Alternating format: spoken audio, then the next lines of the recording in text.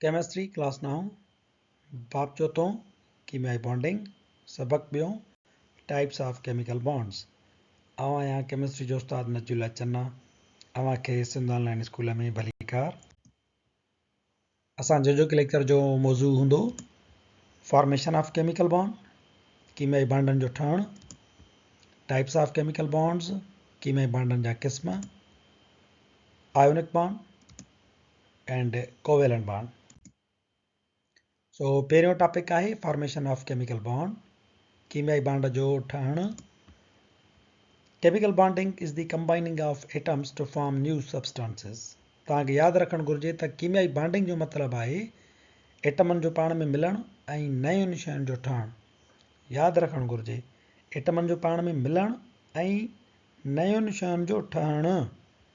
N interaction that holds two atoms together, हिकिड़ो अहिड़ो तालुक़ु जेको ॿिनि एटमनि खे पाण में गॾु मिलाए is called as chemical bond. उनखे असीं कीमियाई बॉन्ड सॾींदा आहियूं। एटम्स कैन लूज़, गेन और शेयर वैलेंस इलेक्ट्रॉन्स।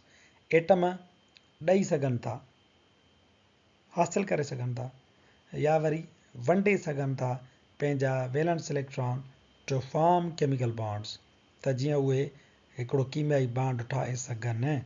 कीमियाई बॉन्ड लाइ यानी ज़रूरी थी वियो त या त इलेक्ट्रॉन लूज़ ऐं गेन थियनि या वरी इलेक्ट्रॉन शेयर थियनि।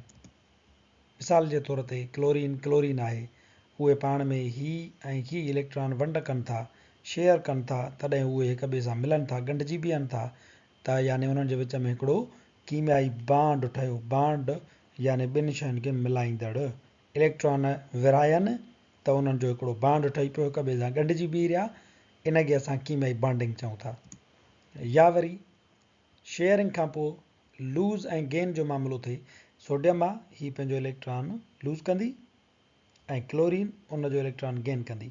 हाणे क्लोरीन जो हुनजो इलेक्ट्रॉन गेन कयो त हिन ते अची वई काटूअ जी चार्ज। हिते काटूअ जी चार्ज कोन्हेसि का, छो त क्लोरीन जो नंबर आहे 17। 17 इलेक्ट्रॉन अथसि, 2 8 7, 10 ऐं 7 17 इलेक्ट्रॉन थिया। 17 प्रोटॉन अथसि, तंहिंजे करे प्रोटॉन ऐं इलेक्ट्रॉन जो बराबरि आहिनि त का बि चार्ज कोन्हेसि। हिते छा थियो, हिकिड़ो इलेक्ट्रॉन वधीक थी वियुसि। घणा इलेक्ट्रॉन अथसि, 2 ऐं 8 10 ऐं 8 18, पर प्रोटॉन घणा अथसि, साॻा ई 17। इन जे करे इलेक्ट्रॉन जो वधियो त उनजी काटू जी चार्ज अची वई क्लोरीन ते। केॾांहुं आयुसि वाधू वारो इहो हिकिड़ो वधीक इलेक्ट्रॉन सोडियम ॾांहुं आयुसि, ओ ही वारो। हिन लूज़ कयो, हिन गेन कयो। हाणे सोडियम वरी छा कयो, जेॾी महिल जो लूज़ कयईं त उन ते अची वई वाधूअ जी चार्ज। छो वाधूअ जी आयसि त हिन वटि हाणे इलेक्ट्रॉन आहिनि 10 पर प्रोटॉन अथसि 11, तंहिंजे करे हिन जे मथां वाधू जी चार्ज अची वई। हिते बि बॉन्ड ठहंदो। छा थींदो, हीउ वाधू वारो जेको एटम आहे काटू वारे हिन आयन ॾांहुं, हीउ वाधू वारो आयन जेको आहे अट्रैक्ट थींदो। तव्हांखे इहो यादि हूंदो त opposite charge is always attract each other. हीउ काटू हिन वाधू खे छिकींदो। हाणे छिक जो थींदी त इहे ॿई पाण में मिली वेंदा, मिलिया त यानी उन्हनि जे विच में बॉन्ड आहे। टाइप्स ऑफ केमिकल बॉन्ड्स, कीमियाई बॉन्डनि जा क़िस्म। There are 3 types of bonds.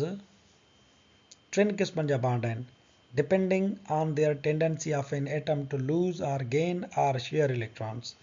टिनि क़िस्मनि जा बॉन्ड हूंदा आहिनि। इहो दारोमदार रखे थो त एटम इलेक्ट्रॉन लूज़ या गेन थो करे या वरी इलेक्ट्रॉन जेको आहे सो शेयर थो करे। नंबर पहिरियों आहे आयोनिक बॉन्ड। नंबर ॿियों आहे type of bond covalent bond. ऐं नंबर टियों क़िस्म आहे कोआर्डिनेट कोवेलेंट बॉन्ड या वरी dative bond, dative covalent bond. हिन टिनि क़िस्मनि जा बॉन्ड असां केमिस्ट्री में नए क्लास जी केमिस्ट्री में पढ़ंदासीं। Ionic bond, bond formation between metals and non metals. जॾहिं बॉन्ड धातु ऐं गैर धातुनि जे विच में ठहे त आयोनिक बॉन्ड हूंदो। Electrons transfer takes place in this reaction. हिन में इलेक्ट्रॉन ट्रांसफर थींदा आहिनि, हिकिड़े खां ॿिए ॾे हलिया वेंदा आहिनि। Sodium chloride, magnesium oxide, calcium chloride, हिननि मुरकबनि में आयोनिक बॉन्ड हूंदो आहे। सोडियम मेटल आहे, क्लोरीन नॉन मेटल आहे। मैग्नीशियम मेटल आहे, ऑक्सीजन नॉन मेटल आहे। कैल्शियम मेटल आहे, क्लोरीन नॉन मेटल आहे। Covalent bond, bond formation between non metal and non metal. गैर धातु ऐं गैर धातु जे विच में बॉन्ड ठाहे त कोवेलेंट बॉन्ड चइबो. Electrons sharing takes place in this reaction. हिन में इलेक्ट्रॉन शेयरिंग जेका थींदी आहे उहा थींदी आहे हाइड्रोजन क्लोराइड उन जो मिसाल आहे, मीथेन उन जो मिसाल आहे, सल्फ्यूरिक एसिड उन जो मिसाल आहे. हाइड्रोजन क्लोराइड में हाइड्रोजन भी गैर धातु आहे, क्लोरीन भी गैर धातु आहे. मीथेन जो फार्मूलो आहे CH4, कार्बन भी गैर धातु, हाइड्रोजन भी गैर धातु. सल्फ्यूरिक एसिड जो फार्मूलो आहे H2SO4, H भी नॉन मेटल, S भी नॉन मेटल, O भी नॉन मेटल, टई नॉन मेटल आहिनि. तंहिंजे करे उहे जेके जंहिं कशिश जंहिं फोर्स जे ज़रिए पाण में गॾियल आहिनि उनखे चइबो आहे कोवेलेंट बॉन्ड. कोवेलेंट गॾियल वैलेंसी शेयरिंग जो थिए थी त उन्हनि जी गॾियल वैलेंसी थींदी आहे. इलेक्ट्रॉन गॾियल हूंदा आहिनि तंहिंजे करे बॉन्ड बि कोवेलेंट थो सॾिजे. कोऑर्डिनेट कोवेलेंट बॉन्ड या हिनखे डेटिव कोवेलेंट बॉन्ड सॾियूं था. डेटिव माना कर्ज़ी, one sided sharing of lone pair of electron. हिन में छा थींदो आहे त हिकिड़ो ई एटम पंहिंजा ॿ इलेक्ट्रॉन जेको आहे ॿिए खे शेयर कंदो आहे, कर्ज़ तौरु ॾींदो अथसि. तंहिंजे करे हिनखे कोऑर्डिनेट कोवेलेंट बॉन्ड चइबो आहे, यानी सहकारी कोवेलेंट बॉन्ड. सहकार कीअं थियो, वन साइडेड शेयरिंग थी थिए न, इन जे करे हिनखे असां सॾियूं था कोऑर्डिनेट कोवेलेंट बॉन्ड. मिसाल जे तौर ते अमोनियम क्लोराइड, हाइड्रोक्सिल आयन वग़ैरह वग़ैरह. असांजो आख़िरी टॉपिक आहे आयोनिक बॉन्ड, उनखे असां तफ़सील सां सम्झंदासीं. In the formation of ionic bond, ionic bond जे ठहण वारे मरहले में an atom loses electrons and changes into positive ion. हिकिड़ो एटम इलेक्ट्रॉन विञाईंदो आहे ऐं केटायन में यानी वाधू आयन में तब्दील थी वेंदो आहे. Where is another atom gains electron and changes into negative ion anion. ऐं जेको ॿियो एटम हूंदो आहे उहो वरी उहे विञायल इलेक्ट्रॉन हासिल कंदो आहे ऐं नेगेटिव आयन एनायन में तब्दील थी वेंदो आहे. These cations and anions have opposite charges. हाणे इन्हनि केटायन खे ऐं एनायन खे हिक ॿिए जे मुख़ालिफ़ चार्जिस हूंदियूं आहिनि. हिकिड़ीअ ते थी वई वाधू, ॿीअ ते थी वई काटू. They attract one another by electrostatic force of attraction. उहे हिक ॿिए खे इलेक्ट्रोस्टैटिक फोर्स जे ज़रिए कशिश कंदा आहिनि. The force of attraction that holds the oppositely charged ions together are called as ionic bond or electrovalent bond. इहो जेको force आहे जेको अपोजिटली चार्ज्ड आयन्स खे मिलाए बीहारे थो, गॾाए थो, उनखे असीं आयोनिक बॉन्ड या इलेक्ट्रोवेलेंट बॉन्ड सॾींदा आहियूं. मिसाल जे तौर ते मैग्नीशियम आहे, हीउ पंहिंजा इलेक्ट्रॉन विञाईंदो. जीअं हिन विञाया त हिन ते अची वई वाधूअ जी चार्ज, हीउ थी वियो केटायन. हीअ पहिरीं ॻाल्हि. मैग्नीशियम इलेक्ट्रॉन विञाया त हीअ पाण थी वियो केटायन. ऑक्सीजन इहे ॿई इलेक्ट्रॉन हासिल कया त इहो थी वियो एनायन. हाणे हे वाधू हे काटू आयन, इहे हिक ॿिए खे इलेक्ट्रोस्टैटिक फोर्स जे ज़रिए अट्रैक्ट कंदा. काटू वाधू खे छिकींदो, जीअं छिकींदो त हिक ॿिए जे वेझो थी वेंदा ऐं मिली वेंदा. इन कशिश खे जेका हिननि खे मिलाए थी उनखे असां चऊं था आयोनिक बॉन्ड या इलेक्ट्रोवेलेंट बॉन्ड.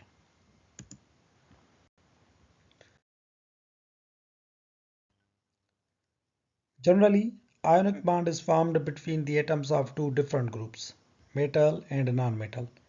आमतौर ते आयोनिक बॉन्ड ॿिनि मुख़्तलिफ़ ग्रुपनि धातु ऐं गैर धातुनि जे एटमनि जे विच में ठहंदो आहे. Compounds that contain ionic bonds are called ionic compounds. अहिड़ा मुरकब जिन में आयोनिक बॉन्ड मौजूदु हुजे उन्हनि खे आयोनिक मुरकब चइबो, such as sodium chloride, potassium chloride, magnesium fluoride वग़ैरह वग़ैरह. Formation of ionic bond is explained in the following example. हिन मिसाल में असांजो आयोनिक कंपाउंड जी फॉर्मेशन सम्झायल आहे. मिसाल जे तौर ते असीं हिनखे जेकॾहिं पीरियडिक टेबल जे साम्हूं रखे ॾिसूं त हीउ सवलो थी वेंदो.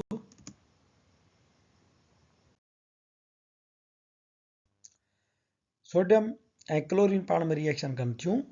हाणे इहो ॾिसणो आहे त हिननि जे विच में जेको बॉन्ड आहे उहो आयोनिक आहे या कोवेलेंट आहे. हाणे आयोनिक बॉन्ड जे लाइ ज़रूरी हुयो त हिकिड़ो एटम हुजे मेटल, ॿियो हुजे नॉन मेटल. ही वारा जेके हिन कलर जा जेकी असांजा आंसर आहिनि इन्हनि खे असां चऊं था मेटलाइट. मेटलाइट्स खां हेॾां वारा जेके आंसर आहिनि इहे नॉन मेटल आहिनि, वेंदे हेसी ताईं. ही नोबेल गैसूं आहिनि. हाइड्रोजन बि नॉन मेटल आहे. हिननि खां वरी हेॾां वारा जेके आंसर आहिनि इहे सभु मेटल आहिनि। हाणे सोडियम आहे हिकिड़ो, उहो ॾिसो हेॾां मौजूदु आहे त यानी इहो मेटल आहे। क्लोरीन आहे उहो हेॾां मौजूदु आहे त इहो थी वियो नॉन मेटल। पहिरीं ॻाल्हि इहा आहे त हिकिड़ो मेटल आहे, हिकिड़ो नॉन मेटल आहे, त इहो जेको बॉन्ड ठहे थो इहो हूंदो आयोनिक। ॿी निशानी इहा आहे त ॾिसो हिन जेको फॉर्मेशन थी आहे हुन में जेकॾहिं हिकिड़ो एटम वाधू चार्ज वारो आहे, ॿियो काटू चार्ज वारो आहे, फुली वाधू आहे, फुली काटू चार्ज अथसि, त इन्हनि खे असां चवंदासीं आयोनिक बॉन्ड। इहे ॿ निशानियूं आहिनि हिननि जूं।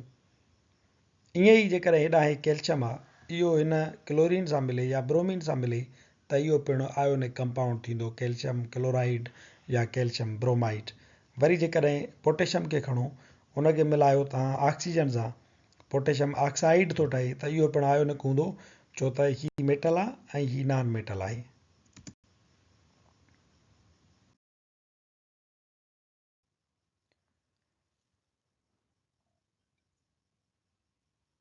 सोडियम पहिरें ग्रुप में आहे, तंहिंजे करे उहो छा कंदो, उन वटि वैलेंस इलेक्ट्रॉन आहे हिकिड़ो, या सोडियम पंहिंजो उहो ही वारो वैलेंस इलेक्ट्रॉन हिकिड़ो क्लोरीन खे ॾेई छॾींदी। क्लोरीन 7 ग्रुप में आहे, त उनजो जेको 7 इलेक्ट्रॉन आहिनि, हिकिड़ो वठंदी त 8 पूरा थी वेंदसि।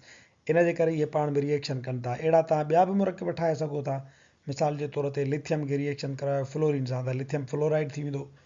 पोटेशियम खे रिएक्शन करायो ब्रोमीन सां त पोटेशियम ब्रोमाइड थी वेंदो। रुबीडियम खे रिएक्शन करायो आयोडीन सां त रुबीडियम आयोडाइड थी वेंदो। ऐं इहे सभु आयोनिक कंपाउंड सॾिबा।